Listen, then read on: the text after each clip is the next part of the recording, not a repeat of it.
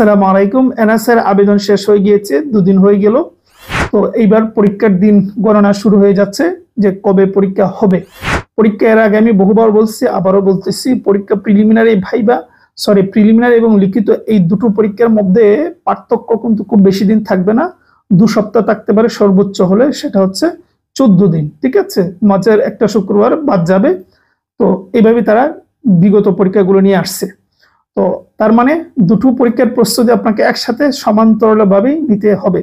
সুতরাং আগামী 1 থেকে 1.5 মাস, আমাদের ধারণা প্রিভিয়াস অভিজ্ঞতা থেকে বলতেছি, যেভাবে তারা পরীক্ষা নিয়ে এসেছে, আবেদনের 1 থেকে 1.5 মাস সর্বোচ্চ এর ভেতরেই পরীক্ষা নিয়ে নেয়।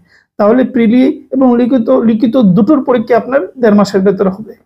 তো সেইভাবে আপনাকে পড়াশোনা করতে হবে। সুতরাং সময়টা নষ্ট না করে এই 1.5 মাস, অনেকে বলেন ভাই 1.5 মাসে কি পড়বো? আপনি প্রতিদিন 8 ঘন্টা 9 ঘন্টা পড়াশোনা করলে 1.5 মাস কম নয়।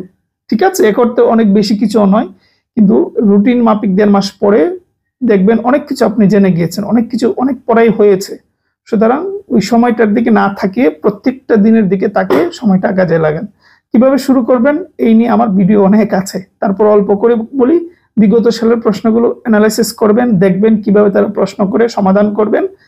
তাহলে একটা অনুমান, আইডিয়া পেয়ে যাবেন যে কোথায় থেকে পড়তে হবে, কি কি পড়তে হবে। আমাকে বা অন্য কাউকে জিজ্ঞেসও করতে হবে না, আপনি বিগত সালের প্রশ্নগুলোকে সমাধান করবেন, একটা আইডিয়া পেয়ে যাবেন। বেসিক যে পড়াশোনা আছে, বাংলা, ইংরেজি, ম্যাথ, সাধারণ জ্ঞান, আমরা অন্যান্য জবের জন্য যা পড়ি সেটা কন্টিনিউ করে যাবেন। তাতে ওই এনএসআই প্রস্তুতি তো হবেই, অন্যান্য জবের জন্য হবে, এটা আলাদা কিছু বলার নাই।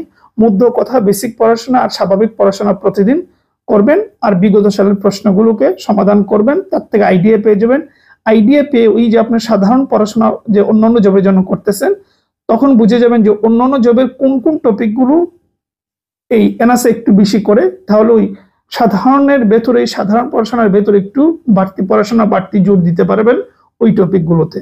তাহলে সহজ কথা, ওইভাবে প্রস্তুতিটা ধীরে ধীরে প্রতিদিন নিতে পারেন। তো সহজ কথায়, শেষ কথায়, সময়টা কাজে লাগান। ভালো থাকবেন, সুস্থ থাকবেন।